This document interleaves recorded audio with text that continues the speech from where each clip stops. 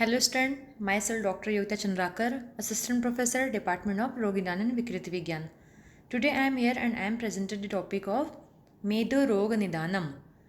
जो मेद व श्रोतस होते हैं तो मेद व श्रोतो दुष्टिजन्य जो विकार होते हैं उसके कारण जो व्याधि होती है उसे कहा गया है मेदो रोग निदान। माधव निदान ने इसे मेदो रोग निदान करके एक स्वतंत्र अध्याय के रूप में वर्णित किया है। परंतु अगर हम व्याधि के रूप में देखें तो स्थौल्य, काश्य, प्रमेह ये सारे जो होते हैं वो क्या है, मेद व श्रोतस दुष्टिजन्य व्याधियों के अंतर्गत सम्मिलित होते हैं। तो इस प्रकार से जो मेदो रोग होता है वो स्थौल्य ही कहेगा या फिर स्थौल्य को हम मेदो रोग के अंतर्गत लेते हैं। तो इस प्रकार से मेद व श्रोत दुष्टिजन्य विकारों के अंतर्गत इसको सम्मिलित किया गया है। और यहाँ पे हम देखते हैं कि ये स्थौल्य है क्या। तो हम सबसे पहले देखते हैं कि चरक संहिता में जो कहा गया है कि अष्टनिंदित पुरुष, तो अष्टनिंदित पुरुष में एक वर्णन किया गया है अति स्थूल और अति काश्य और साथ में और भी 6 हैं। तो जो अति स्थूल होता है उसे ही क्या कहा गया यहाँ पे, स्थौल्य व्याधि। तो अति स्थूल और अति कृश ये दोनों जो होते हैं जो कि अष्टनिंदितीय अध्याय में वर्णित किए गए हैं वो मेद धातु की अति वृद्धि के कारण स्थूलता और मेद धातु की क्षय के कारण कृशता उत्पन्न होती है। तो मेदो दृष्टि से प्रमेय व्याधि भी उत्पन्न हुई थी। हमने जस्ट लास्ट सेशन में देखा था कि प्रमेय व्याधि कैसे उत्पन्न होती है। वो जो है वो एक मूत्र व श्रुत दृष्टिजन्य विकार भी है, क्योंकि उसमें क्या हो रहा है, प्रभुता अविल मूत्रता और साथ में मेद धातु और कफ धातु की भी वृद्धि हो रही है। तो वो क्या है, मेदो दृष्टिजन्य व्याधियों के अंतर्गत भी आती है। तो यहाँ पे एक दूसरी व्याधि है स्थौल्य, जिसका कि अष्टनिंदित पुरुष के रूप में अध्ययन किया गया है किसमें, चरक संहिता सूत्र अध्याय में से कहा गया है।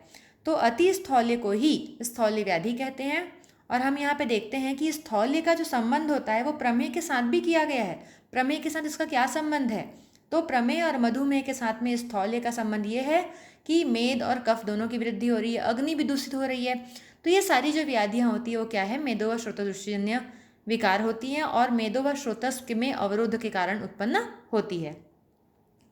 तो हम सबसे पहले देखते हैं कि मेदो रोग का निदान क्या है।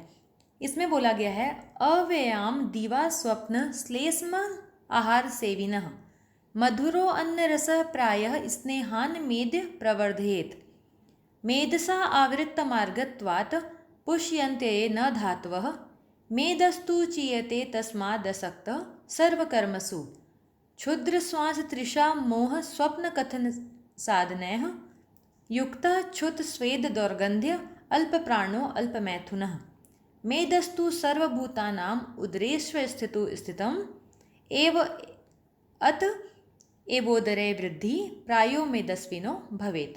तो ये निदान क्या बोला है, कारण अव्यायाम, व्यायाम ही नहीं करता। वो क्या हो रहा है कि वो व्यायाम नहीं कर रहा है, कोई भी परिश्रम नहीं करता, कोई भी कार्य नहीं कर रहा। दूसरा है दीवा स्वप्न, वो दिन में सो रहा है। और दीवा स्वप्न में बताया गया है कि दिन में सोने से क्या होता है, कफ की वृद्धि होती है। तो दीवा स्वप्न। श्लेष्मल आहार का सेवन, मतलब कि कफ वर्धक जो आहार विहार होते हैं उसका वो अधिक सेवन कर रहा है। मधुर रस का सेवन, जो मधुर अन्न रस होती है उसका अधिक सेवन करना। तो मधुर अन्न रस का सेवन करने के कारण भी कफ की वृद्धि हो रही है। साथ में क्या है यहाँ पे, स्नेहान मेद्य, स्नेह पदार्थों का, स्निग्ध पदार्थों का अधिक सेवन करना। तो स्निग्ध पदार्थों का अधिक सेवन करने के कारण, उसके बाद बोला है मेदसा आवृत्त मार्गत्वात्।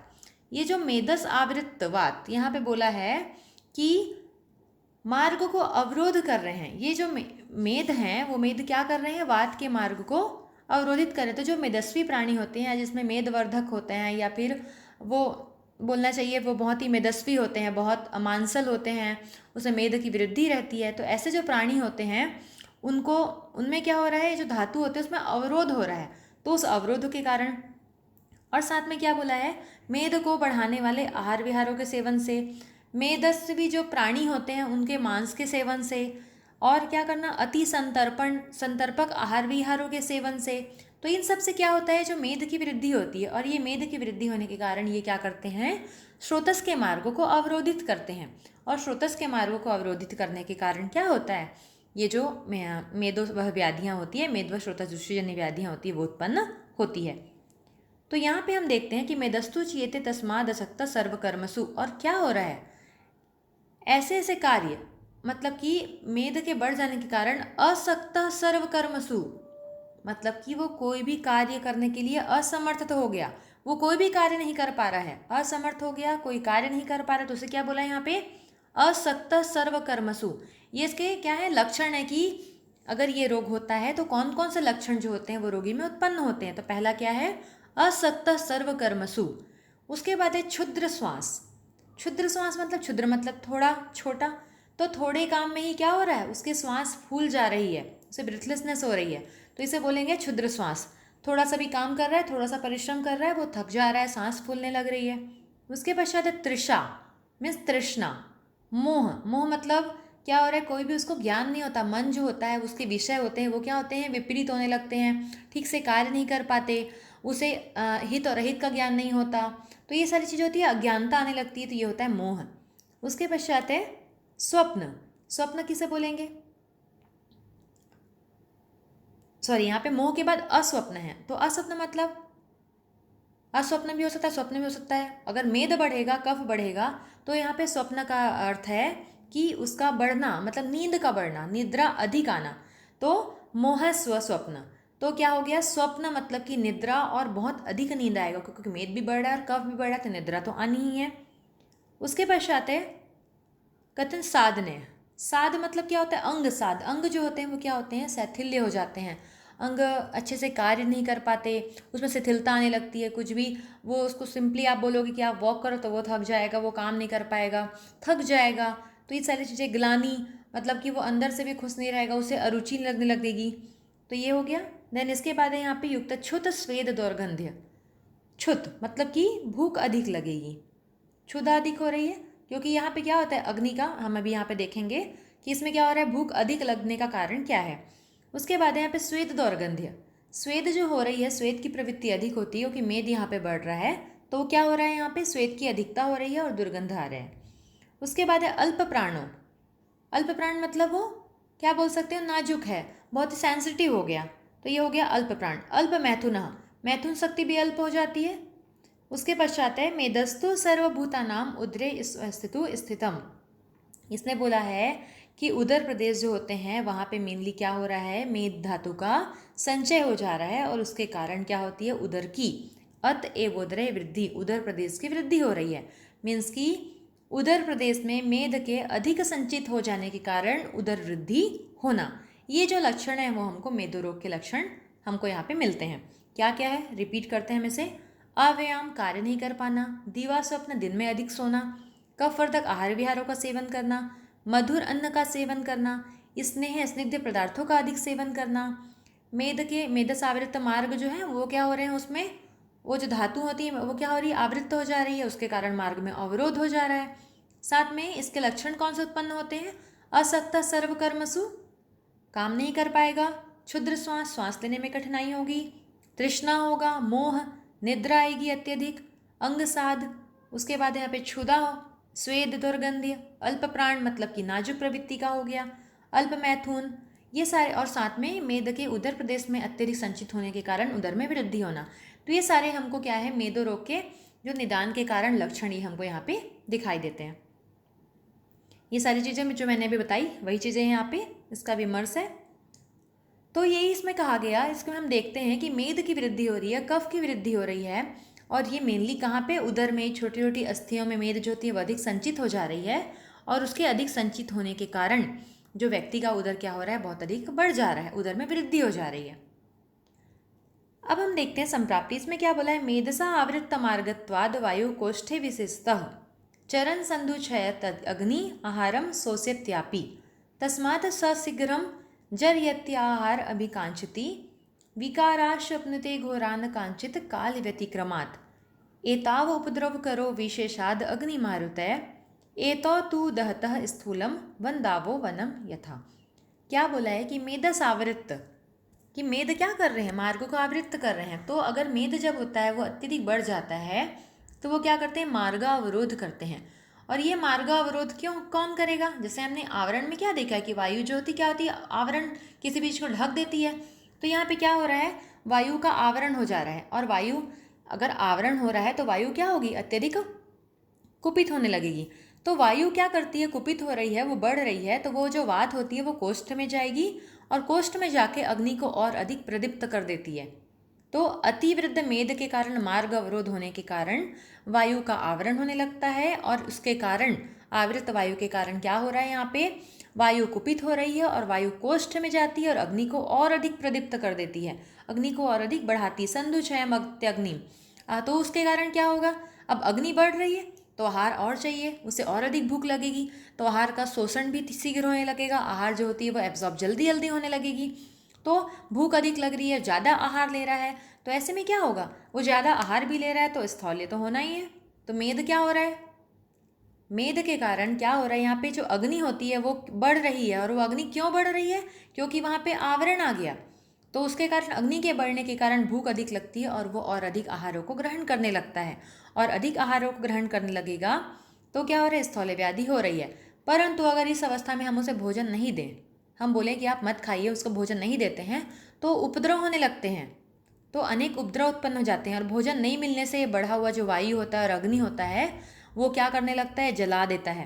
तो यहाँ पे बोला गया है कि अगर इसको क्या करते हैं, बहुत दिनों तक इसको भोजन नहीं दें या फिर कम भोजन दें, या आहार की इच्छा ज़्यादा रखता है, इसे हम आहार नहीं दे रहे हैं, तो क्या होगा कि वो उपद्रव को उत्पन्न करते हैं। और वो उपद्रव क्या होता है, यहाँ पे बोला है विशेषाद अग्नि मारुत है एतो तू दहता स्थूलम वन दावो वनम यथा। ये क्या करता है, जैसे कि दावाग्नि वन को जला देती है, मतलब कि जहाँ पे भोजन नहीं मिलने पर बढ़ा हुआ जो वायु होगा, और अग्नि, वायु भी और अग्नि है, तो मतलब अग्नि को कौन बढ़ाएगा, वायु बढ़ा रहे, तो ये वायु अग्नि को बढ़ाता है और वैसे जला देता है, जैसे कि अगर जंगल में कहीं पे थोड़ी सी आग लगती तो वो वायु के थ्रू फैल जाती है, पूरे जंगल में आग लगा देती है, थोड़े से जगह से वो बहुत सारे पूरे वन को जला दी। तो उसी प्रकार से ये वायु और अग्नि जो होती है उस व्यक्ति के अग्नि को मतलब अग्नि के जैसा जला देती है, इसलिए उसे भोजन तो हमें देना पड़ेगा, परंतु उसकी चिकित्सा हमको कैसी करनी पड़ेगी, वो जो मार्ग अवरोध हो रहा है उसको दूर करके। तो यहाँ पे वही बोला गया है कि अग्नि कम हो गई तो मेद रोग हुआ, ऐसा नहीं है। तो मेद के द्वारा आवृत्त होने वात के कारण ही क्या होता है, आंत्र में जाता है और अग्नि को प्रदीप्त करता है, तो भोजन का पाक जल्दी जल्दी होने लगता है, उससे और भोजन चाहिए। अगर हम उसे वो भोजन नहीं देते हैं तो वो उपद्रव को उत्पन्न करता है, और इसका एग्जाम्पल हमने जैसा कि वन अग्नि जो होती है उससे दे दिया। इसके बाद देखते हैं साध्यता असाध्यता। तो असाध्य स्थिति, मेदस्यतीव संवृद्धे सह सेवा अनिलादय विकारान दारुणान कृत्वा नास्यन्त्यासु जीवितम। मेद के अत्यधिक, मेदस्य अतीव, मेद के अत्यधिक बढ़ जाने के कारण, समृद्ध हो जाने के कारण, ससेवा अनिलादय वात आदि दोषों को लेकर, विकारान दारुणा कृत्वा बहुत सारे भयंकर उपद्रवों को, विकारों को उत्पन्न करता है, कठिन उपद्रवों को उत्पन्न करता है, नास्यन्त्यासु जीवितम, रोगी के जीवन का नाश कर देता है। अर्थात मेद के अत्यधिक बढ़ जाने के कारण वो वात आदि जो दोष होते हैं ना, वात पित्त कफ, इनको भी क्या करता है, अपने साथ लेता है, उनको भी दूषित करता है, और उसके पश्चात भयंकर उपद्रवों को उत्पन्न करता है, और ये उपद्रव जो उत्पन्न होकर क्या करते हैं, नास्यन्त्यासु जीवितम, रोगी के जीवन का ही नाश कर देते हैं। तो इसकी साध्य स्थिति क्या है, मेद अत्यधिक बढ़ गया, सारे दोष आ गए, भयंकर उपद्रव उत्पन्न हो गए, तो ये क्या हो गया, साध्य की श्रेणी में चली गई और मृत्यु भी हो सकती है। इसके बाद देखते हैं कि अति स्थूल के 8 दोष चरक ने बताए हैं। चरक सूत्र 21 अध्याय में हम देखते हैं, तो जो अति स्थूल में 10वीं स्थूल व्यक्ति होता है उसमें 8 दोष होते हैं। तो ये 8 दोष कौन कौन से हैं। पहला है आयुषो हासः, मतलब कि आयु का हास होने लगना। आयु जो होती है, जो उसका एक नॉर्मल वो है कि ये 60 साल तक है या 80 साल तक, ये जो आयु है वो आयु क्या होने लगेगी, कम होने लगेगी, उसका हास होने लगेगा, समय से पहले मृत्यु हो सकती है। जवोपरोध, मतलब कि श्वास में जवोपरोध मतलब क्या हो रहा है, अवरोध होने लग रहा है मार्ग का।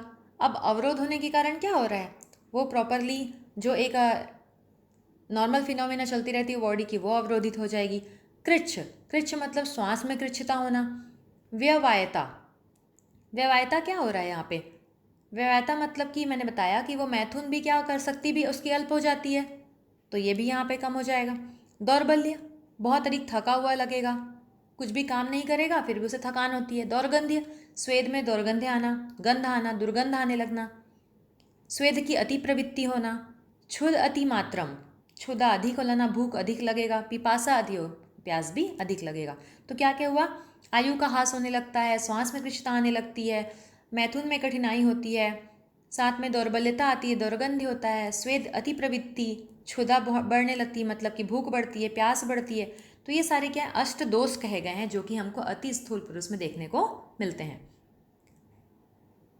ये सारी चीज़ें वही हैं कि शिथिलता, सुकुमारता, गुरुता, इसके कारण उत्साह का अवरोध हो रहा है। मेद बढ़ रहा है तो आयु और धात्मेय जो होती है वो कम हो जाती है, वायु का ह्रास करने लगती है। धातु में विषमता होने लगती है तो दुर्बलता आती है। दूषित मेद और स्वेद के कारण दुर्गंधता आती है। कफ के संसर्ग होने के कारण विष्यंदन गुण आता है। स्वेद की अधिकता होती है। व्यायाम को सहन नहीं कर पाता, बहुत जल्दी थक जाता है। जठराग्नि तीक्ष्ण हो जाती है और उसके कारण भूख और प्यास की अधिकता होने लगती है। अति स्थौल्य की परिभाषा कही गई है, मेदो मांसाद अति विरुद्धत्वात् चल स्फिग उदर स्तनः अयथोपचयो उत्साहो नरो अति स्थूल उच्यते। चरसूत्र 21वें अध्याय में ही बताया है कि मेदो मांस अति वृद्धि, मेद और मांस की अस्वाभाविक वृद्धि या फिर बहुत अधिक बढ़ जाने के कारण क्या होने लगता है, स्फिग उदर स्तन। स्फिग प्रदेश मतलब नितंब प्रदेश हो गया, उदर हो गया और स्तन जो होते हैं वो चल हिलने लगते हैं। अयथोपचयो मतलब क्या हुआ, जो एक बॉडी का एक संगठन होना चाहिए वो डिस्टर्ब हो रहा है। तो उत्साहो तो क्या हो रहा है, शरीर का गठन और उत्साह उचित नहीं है, मतलब कि जो एक शरीर का प्रमाण होना चाहिए वो उस प्रमाण में नहीं है। तो उसका जो उत्साह मतलब यहाँ पे है, जो उसका एक प्रॉपर फॉर्म होना चाहिए, जो उसका प्रमाण होना चाहिए वो क्या हो रहा है, डिस्टर्ब हो रहा है। वो शरीर का गठन संगठन यहाँ पे डिस्टर्ब हो रहा है, वो अनुचित हो गया। तो इस नर को क्या बोला गया है, अति स्थूल की संज्ञा दी गई है। अर्थात कि मेद मांस के अतिवृद्धि के कारण स्फिग उदर स्तन का चल हिलने लगते हैं, शरीर का गठन और उत्साह उचित नहीं हो पाता, उसे क्या कहा गया है, अति स्थूल। तो इस प्रकार से माधव ने क्या किया है, माधव निदान ने मेदो रोग के हेतु संप्राप्ति लक्षण का इस प्रकार से वर्णन किया है और इसको एक स्वतंत्र व्याधि के रूप में वर्णित किया है। जैसे कि हमने देखा था कि बिना जो प्रमेय पीड़िकाएं होती है वो क्या होती है, बिना प्रमेय के भी हो सकती है। तो मेद के बढ़ने से भी पीड़िकाएं हो सकती है। तो यहीं पे बोला गया है, बिना प्रमेय अप्यता जायन्ते दुष्ट मेद सह। मेद के दुष्ट होने के कारण क्या होता है, बिना प्रमेय के भी मेद दुष्ट हो सकते हैं और रोगी की गतिशीलता कम हो जाएगी, गठन सही नहीं लगता, संगठन प्रमाण सही नहीं रहेगा, क्षुद्र श्वास, साधारण परिश्रम और हृदय अतिपात। यहाँ पे बोला गया है कि जो हृदय प्रदेश में है वो क्या हो रहा है, इसमें हार्ट में फैट का एक्युमुलेशन हो रहा है, डिजनरेशन हो रहा है, तो इससे हृदरोग भी हो सकता है। कच्छू एवं विचर्चिका, स्वेद की अति प्रवृत्ति होगी, कफ बढ़ने लगेगा तो स्किन डिसऑर्डर्स, जो जितने भी कुष्ठ रोग होते हैं, क्षुद्र कुष्ठ होते हैं या रक्त प्रशोथस की व्याधियाँ भी हो सकती है। मधुमेह की संभावना होती है। अर्थात यहाँ पे कहने का ये अर्थ है कि मेदों की दृष्टि से मधुमेह भी हो सकता है और उसकी उत्पत्ति में इस प्रकार से ये भूमिका अदा करते हैं और प्रमेय पीड़िका भी उपद्रव के रूप में उत्पन्न हो सकती है। तो इस प्रकार से यहाँ पे ये जो मेदो रोग निदान है वो समाप्त होता है। Thank you for listening.